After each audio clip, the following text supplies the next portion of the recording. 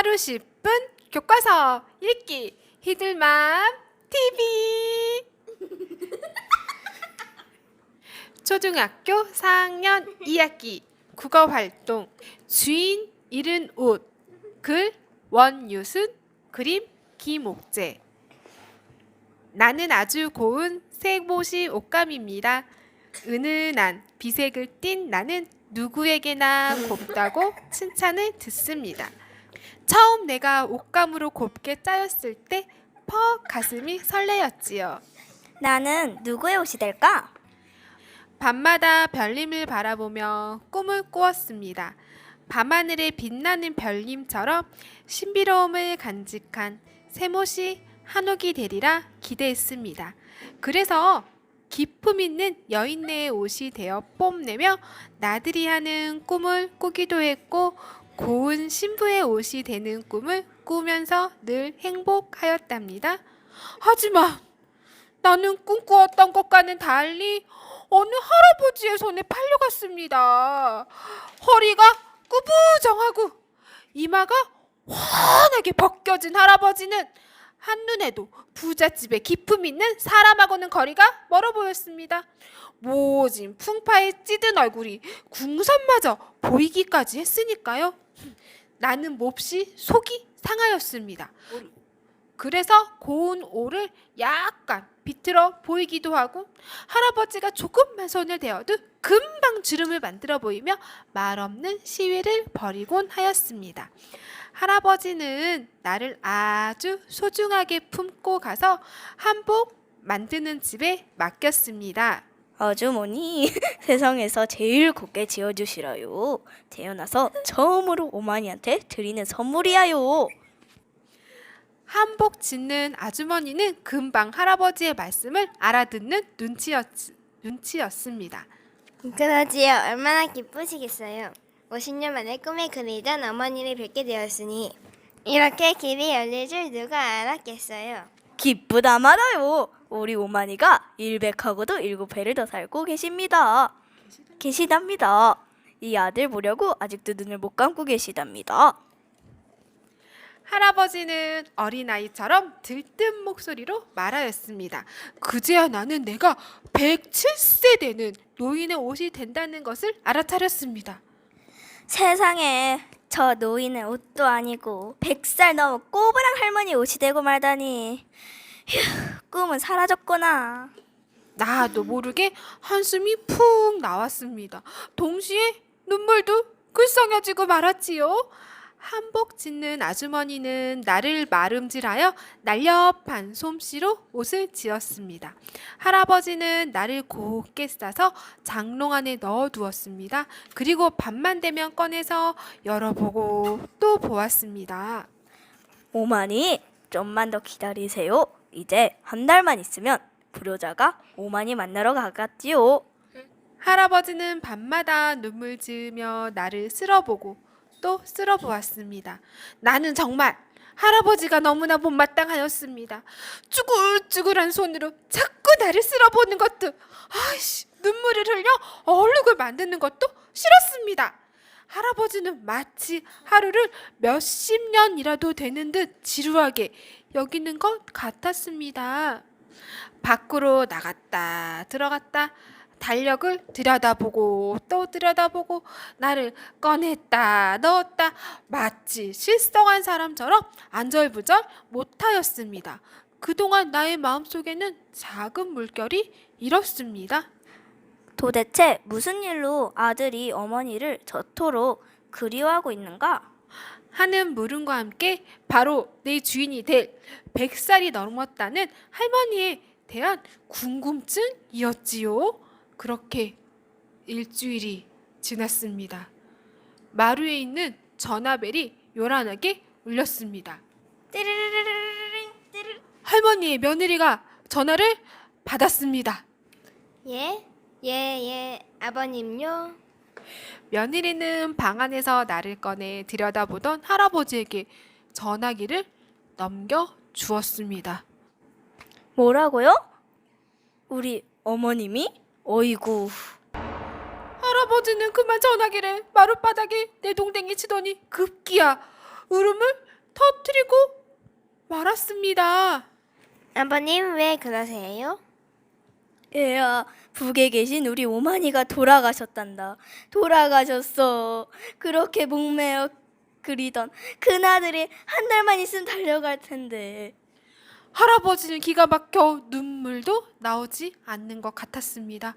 그저 멍하니 하늘만 올려다보던 할아버지의 눈에서는 한참 만에야 닭똥 같은 눈물이 주르르 흘러내렸습니다.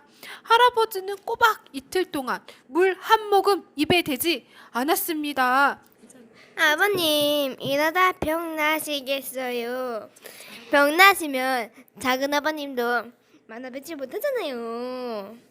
아들이 할아버지를 위로하였습니다. 그리고 아들은 혼잣말로 중얼거렸습니다.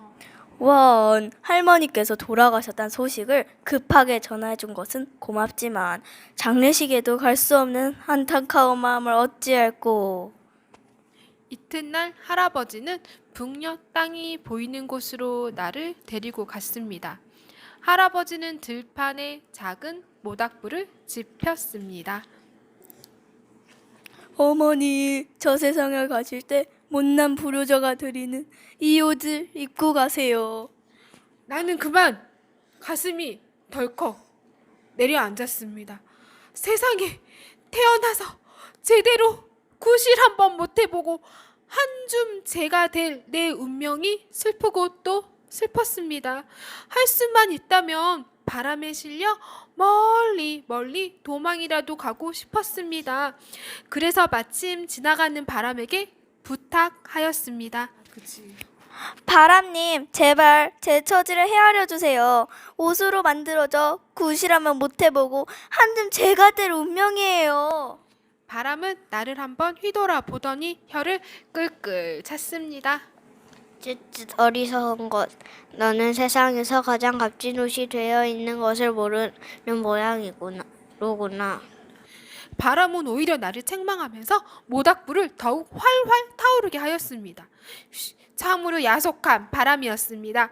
드디어 나는 모닥불에 던져졌습니다. 곱디 고운 세모시 한복으로 태어나서 사람의 몸에 한 번 걸쳐지지도 못하고 후루루 단번에 타고야 말았습니다. 가슴속의 슬픔이 하얗게 바래어 먼지처럼 가벼워졌습니다. 그때 바람이 내게 말하였습니다. 어리석은 것. 나를 따라오너라. 바람은 나를 가벼이 몸에 얹더니 휙 날아올랐습니다. 어디론가 바람을 따라 한없이 날아갔습니다. 얼마만큼 갔을까요? 어디선가 왁자지껄한 소리에 반짝 눈을 떴습니다. 흰옷을 입은 사람이 많이 모여 있는 것으로 보아 장례식이 벌어지고 있는 것 같았습니다. 내가 내려앉은 곳은 그곳의 나무 울타리 밑이었습니다. 속으로 이제 꼼짝없이 썩어서 거름이나 되어야겠다고 생각하고 눈을 꼭 감았습니다. 그런데 그때 딸그락거리는 소리가 들렸습니다. 누구야?